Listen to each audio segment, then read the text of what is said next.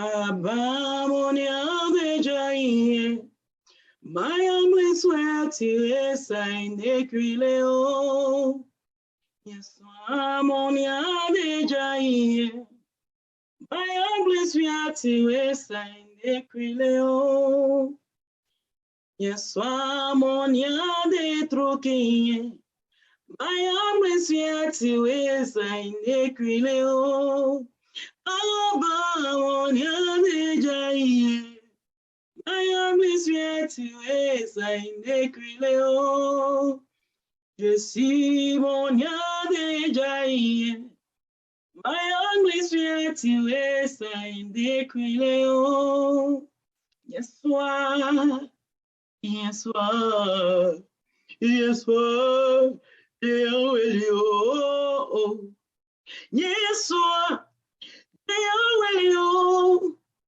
Si vous Dieu enseignons con isse dable yemu Dieu monwani monwane monwablu monwajawe hey Dieu si vous monia de jai my only sweet is in the crileo. Yes, amonia de troquinha. My only sweet is in the crileo. Yes, yes, Sibo, Jema Welio, Tobo, Jema Welio, Platinum, Jea Welio, he sing your con. On se table, ye mo, te aweli o, onwani, onwane, onwa blua, onwa jawe, hey, te aweli o, sibo, moni ade jai. My only swear to is in the crileo, Tracy, moni ade jai. My only sweet way, sign the crileo. Yes, so monia de truquinha. My only sweet way, sign the crileo. Sibo, monia de jaye. My only sweet way, sign the crileo. Alléluia. Son saint, quoi mon Louis, out à mani clair, mani sien.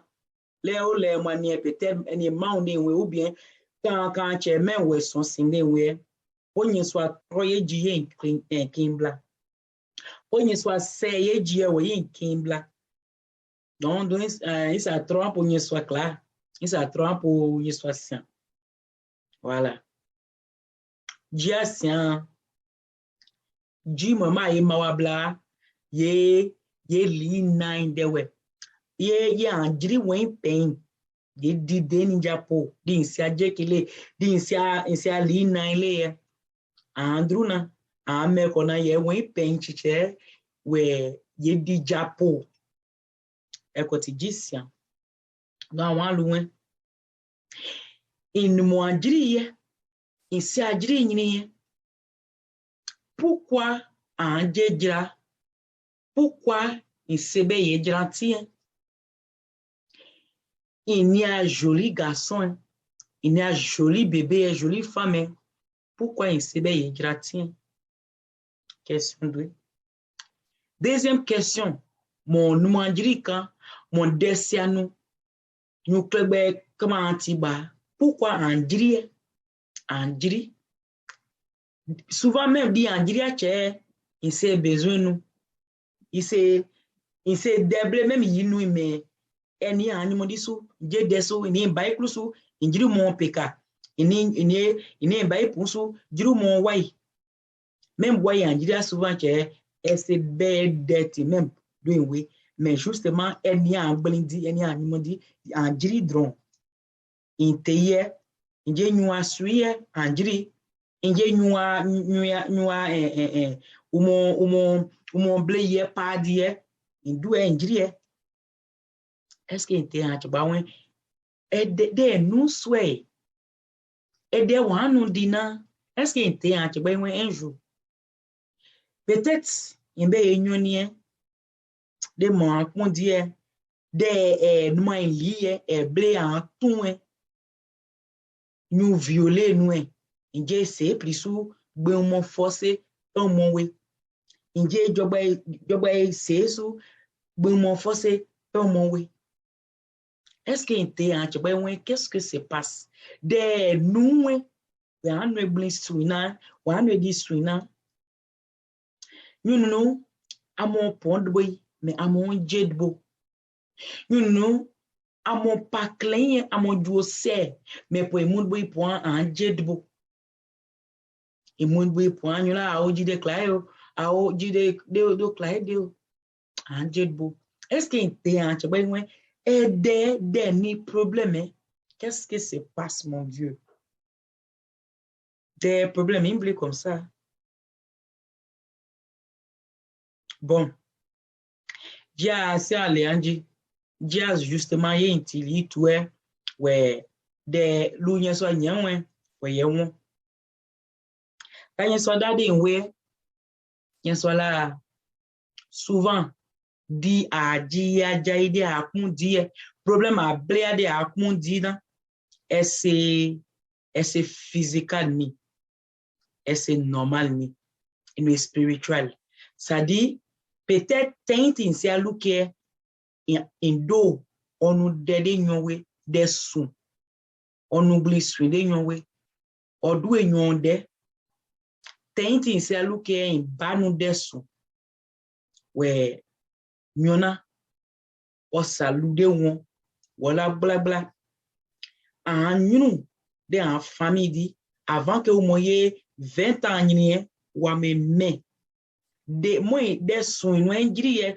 imble apo chiche do we sa de sun no we no de sun njiriye an nyunu de en famille di pa mon me sunu jusqu'à à mon famille à mon génération eye ouais ti se aluke peut-être indo de bagno ou bien na o de bagno onu de sun de yona we o yona o salude won o la nyeswa ka mon toi blo ananye ka fian papa you know baona ou bien jobo na o no de sun na jiriye o famille ou moye finke ou moye klejeke donc maintenant de akon di ka en poeje na enwe physical donc en nous dit comme jeune fille jeune garçon et c'est be ye ka yano ya nyeswa du ka yano we ya nyeswa pon clean we oya insuwe po we de no problem couple abade de spiritual die ye we po ya pon we po na and we say we parce que toi tu penses que c'est physical et le physical anglais il a physical OK dia sian ye lose nine tout en fond de akondi quand c'est pas maintenant que cette problème là a commencé tout en fond quand de akondi c'est quand on a commencé et c'est quand ouais ça dit parce que des naya des anti des akondi quand donc tu penses que est physical non donc quand tu en payant dit ouais tu es japo pourquoi il ne moi dit quand pourquoi il pas clair ouais en debout pourquoi il ne moi dit quand dessin nous ouais mono dit est nous en bois pourquoi manon il ne moi dit de dessin nous ouais tauta musu ñu wapo jai de ka wode en famille die we ñu wa ñini 20 ans wo mo me ici en daide en poeja comme que esse o de ni de yen lus na sian eni nyeswala ponyonu de soin de obewe de obawe we obena oye fin oye lu won sa oye kanu papa fuantu aba fuantu o munyono tu fond donc peut-être o commenti est-ce peut-être ni même o commenti in mon lit mais non o fien on ye cledi o sa deo de no yon no de son jiri we o fian wala nye so afwan tuna peut-être inando te se aluke onu yona de son jiri e konti anje clesian e konti anje nunca sian in ba eklo mo clean mo pa clean mo blessé mo jedbo me mono anje dbo in ba eklo mo te jira me mono an sebe ye jira ti in ba eklo o amosi so mo ne ku ki enyu aje mo de mono amosi so jiri ye enu andbo mono po insi so nan monana ne akaido ye de ba ye ki nu attendi de inde c'est normal ni donc a blama wadan no wo so na we de ye dan ou bien soin à nous Samuel 11 oui 11 apoija ka David oblia blin suyen o moi no bodo we nyo fun o ma tu fun do we o mo no do enyo na onyo o pen we o tu okuli wo se also sie we boss no ke anie kuli o maintenant ko ya no wo ya sile parce que on est bio on est nyon clair on blé blue ana o ma no daju no la URG mu ye we ya we po ya we pende we amoye for louer frontière do aji mo we mu ye pende we URG no ji ake osemu parce que oblé o po no monjiri do we ose po somble do bio we don oponde chiche eyo bio mundini ya obio no blin swing ou po odru die enye di swing idée swing David nous jusqu'à comme au premier plan c'est un odbo Uriah des frontières d'état mon fond tout we on ñu lude wonke ta Uriah fond ta ñu ou a ennemi ou moi chicheka ta omonia de amoye Uriah po de o mu we ñu odba e kanu ke o mende tout when yeswa dia blin swing onwa blin amo nyo tu même nyo se denu de we in blé po son de yona we anu di swing jiri de cuile parce que ne pense que yeswa se jeun lo yon se be yin je me yeswa jeun lo yon se be yin jiri etba yeswa atma jiri ina anado nado ba namba o tenle blin swing onwa de o die nyonje be nyeswa je we nyona onwa de so jiri ke we nyona o finke we nyeswa won fin lu wenke do dia kla David odba Uriah we nyeswa la inkma ati we David inuma ili we mo anju mo manso me de inu ana amwe pe blin swing nu ana e apeona amwe pe ya prina amwe pe ouais vraiment wa nyinisia anion de Samuel 13 dit voilà avant que hier français mais you know da hier expliquer nous de ouais David o cheba di saju on po o de no ba oja on violer o po de no boja ça dit au point moye tadweni est-ce que le normal moi ya do di no ba ko japo e kanu am oblitin yo ou bien mo we pen o ya do di jobo japo am we pen o souvent dina po ata nyondru di je na amon po ya comme que enwe kumu we de ese kumu deni ese kwa deni ku onio dinande ku e onio dinande enwe spiritual comment toi il y a un sejapo Il y a un petit frère Japo, il y a un petit frère Japo, il y a on me lien pour on ma aye denoué, on ma aye pain. Il soit là, exclusivement.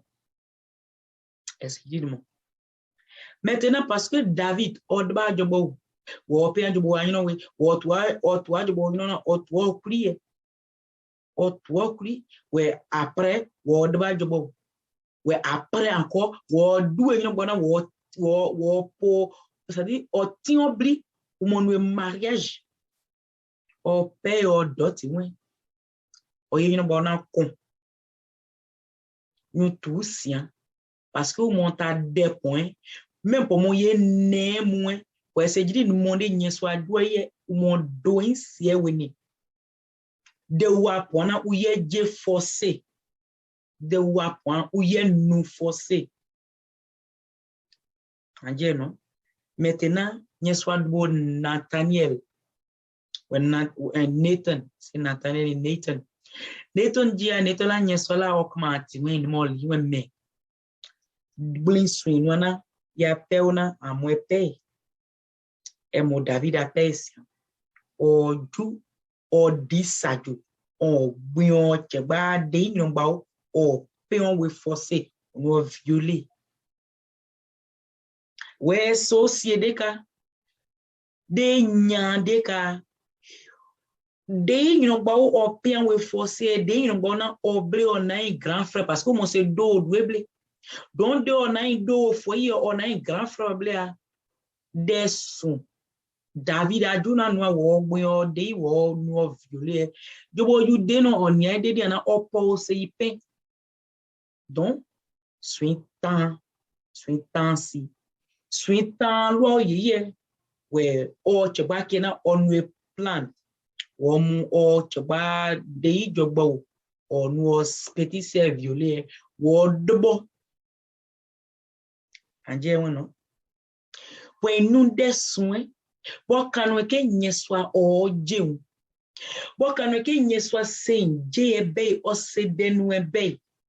Parce que nyeswa no David promis. Te inuma ili. Ka injia la abako ke maya blessed we inwe me di swinu ande kwile ya peona amwe pe. Indba nyonde kwile. Intila nyosenje. Itumo enyo sikinde kwile intila nyo senje nyeswaje nwe oje nwe même ye lude nyu ulwe pays ta nyu fouan toué des pays nandi peut-être il de tout die indo imba ou bien nando namba odba nyu osia denwe non o blia po chichedo we mais ola de tout dit mon fouan toué donc on doit faire au pain non ba o blia pli o pain we o dobo comme ça on doit faire jobo ça denwe o chion plum comme ça when jobo na o nyumo afika when no bona o nyumo afika ola ela nyeso bon c'est denwe c'est denu when you know what deba ou bien wajin deba mais pour deba we de mon famille dit quand you mesu jusqu'à ou mon clébeba moye ouais quand you mesu mais c'est pour moi aimer comme ça avant que moi 20 ans ni ou aimer avant que moi 20 ans ni ou yediri nyusai avant que ou 20 ans ni ou yediri jai pour nyusai avant que ou moi 20 ans ni ou mon doye ko avant que moi 20 ans ni ou mon cercle ba ouble ba ou pas clean eye jai ba eye ko ba donc pays intiaika en die checker intiaika en die dipé intiaika en die suivi parce que ne pense que un problème immédiat et le physical et c'est spirituel mais tout à fond ancien il est spirituel ok excuse-moi on est français à fond comme je dis toujours il est spirituel parce que de a na bay noa na do noa Blissui ou mon atteint. Blissui na nous a problème sien. Et quand il a jéclé sien mais assidu.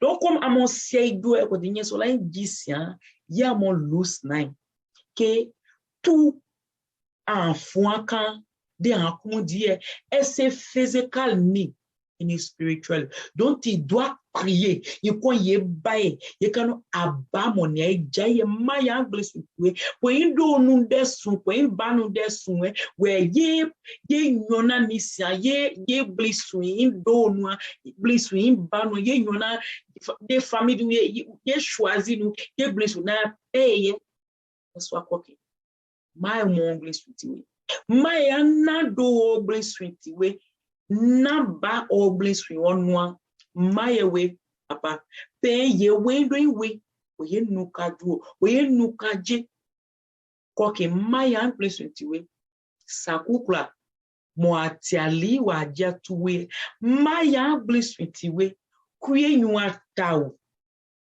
mo ni ajubo nyonje deye mai obliswi tiwe mai ndo obliswi tiwe de onwana osiejuo de umonwa tenle umosiejuo parce que mono anje ecclesia we pose baika we bliswina we klejena eye nyina do antidie anyu wa mu kleje klai anyu wa me problem na je même problème na wa me je klai ne peut-être do mona itidi qui pour moi c'est nye soit doué ne ou mon me ou mon génération ye die ou mo ye même problème na ou mo ye dignité quoi qui aba mon ye jaye mon dia kuye nous mon dia dit que ba mon ya tawe mais pour nous dédé cuiler mon dia quoi qui pour inando on nous descend tenye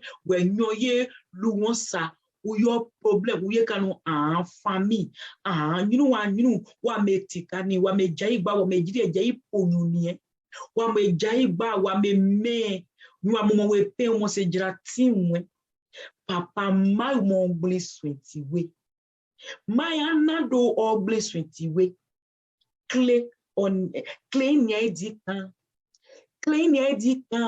e to my doing we nyeswa kwaki my an famille this woman no ma mon blesswenti we voilà nyeswa la koda ola injia ina ye nyeswa denu ye nyeswa dro ye nyeswa do nu ye nyeswa we your pun clean your tonia yoni ta nyeswa nyonia ye mike me nando o moi de niwe ten namba o moi de tuwe ten o salu de wen ola anu amu wesa mo tu o nye kula dina anu wa mu wesa point po yewe mo nimi mo ne kula dina anu wa mu wesa point po yewe mo smiye mo ne nyu die mo ne nina die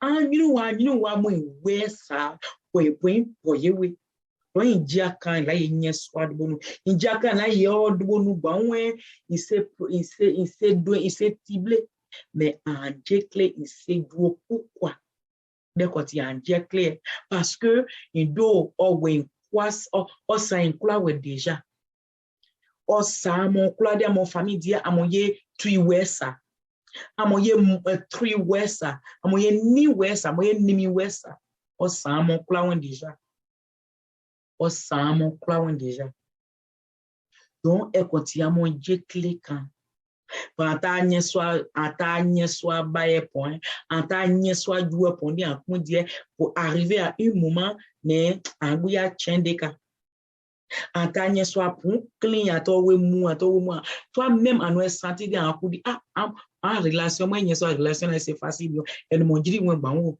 mais ata nye soit we ata we mu mais anguya chendeka ne ta ya nous ici edu. Et c'est normal, mais c'est pas normal. N'y a soit là indicien, y a un tia tain lusnai, que nous ti blade en condie ye quoi dit lu bla ye bay parce que nous tout dit à problème à jani on a condie et c'est weweni donc elle continue on David a histoire na yewi bla parce que David a bla David qui a 18 ans David a ni soit de c'est facile ti a bla David qui odu Goliath soin de okundi jobo okumo si ya nyoko de ba nyoko juwe wan odu so de ba jobo na mais jobo na juwe na bloqué quand de 50 ans die odu se ni soit de woni de ka on we blessing on we nye so salude won parce que nyona odba na nyona onyumo afi yeso oba nye so ba de no se yiri mama ya blessing ti yeso la en ma blessing ti mai me de no amwepe e pe oni o don do di badi jasian amoya mo kuma mo ye nye so anyi et à moyen bail que des en famille dit pognon nous des sous des en famille dit ouais des sous n'ona noa ouais ayé problème just des mon camp on dit et n'y soit mai n'ona o blessure donc David o yo nous de Samuel chapitre 13 dit oui 13 il dit ye bla mo ye écouter nous we ye mo onye swasi amowe amoye dinaje amoye konaje. Start your online store with Shopify, the e-commerce platform that comes with all the features to run, manage, and grow your business, all just for $29 a month. Le second livre de Samuel, chapitre 13. Après cela, voici ce qui arriva. Absalom, fils de David, avait une sœur qui était belle et qui s'appelait Tamar. Et Amnon, fils de David, l'aima. Amnon était tourmenté jusqu'à se rendre malade à cause de Tamar, sa sœur, car elle était vierge, et il paraissait difficile à Amnon de faire sur elle la moindre tentative. Amnon avait un ami nommé Jonadab, fils de Chiméa, frère de David, et Jonadab était un homme très habile. Il lui dit, « Pourquoi deviens-tu ainsi chaque matin plus maigre, toi, fils de roi? Ne veux-tu pas me le dire ?»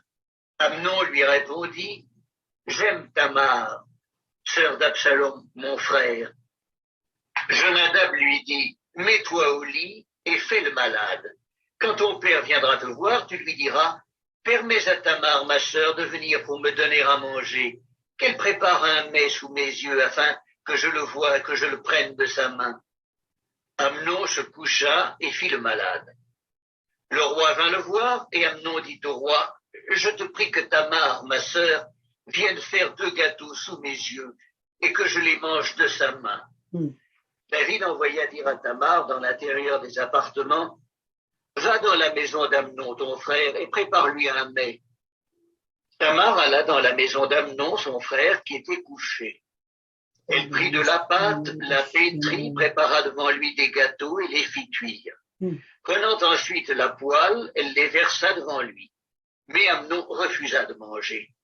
Il dit, « Faites sortir tout le monde. » Et tout le monde sortit de chez lui. Alors Amnon dit à Tamar, « Apporte le mets dans la chambre et que je le mange de ta main. » Tamar prit les gâteaux qu'elle avait faits et les porta à Amnon, son frère, dans la chambre. Comme elle les lui présentait à manger, il la saisit et lui dit, « Viens, couche avec moi, ma sœur. » Elle lui répondit, « Non, mon frère, ne me déshonore pas, car on n'agit point ainsi en Israël. Ne commets pas cette infamie. Où irais-je, moi, avec ma honte? Et toi, tu serais comme un des infâmes en Israël. Maintenant, je te prie, parle au roi, et il ne s'opposera pas à ce que je sois à toi. » Mais il ne voulut pas l'écouter. Il lui fit violence, la déshonora et coucha avec elle. Puis Amnon eut pour elle une forte aversion. plus forte que n'avait été son amour. Et il lui dit, lève-toi, va-t'en. Elle lui répondit, n'augmente pas en me chassant le mal que tu m'as déjà fait. Il ne voulut pas l'écouter et appelant le garçon qui le servait, il dit, qu'on éloigne de moi cette femme et qu'on la mette dehors et ferme la porte après elle. Elle avait une tunique de plusieurs couleurs, car c'était le vêtement que portaient les filles du roi aussi longtemps qu'elles étaient vierges. Le serviteur. Amen. Donc, à mon wing, déclouence, na oui, emo. Abnom, or ben say we forcé de or delay and we physical.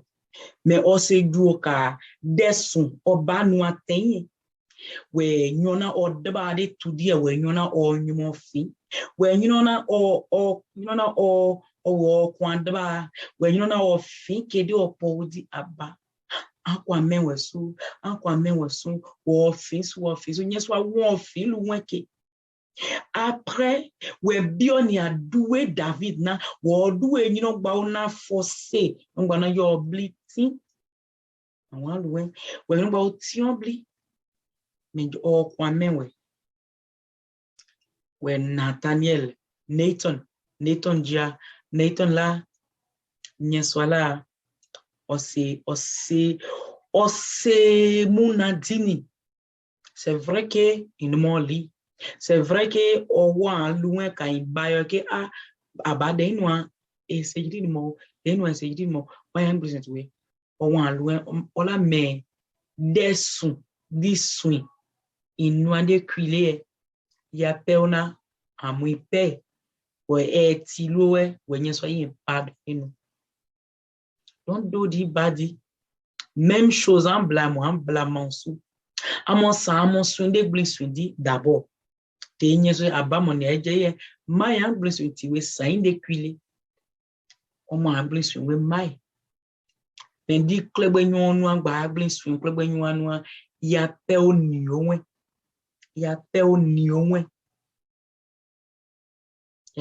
onwe peut-être kinda kale di problème en dia de en condie de nawe namba nando do mowe de elu me mona iseju an po eja kom enu kwade you know by say de enu kum we di anu donc nyeswala jixian yin lusnai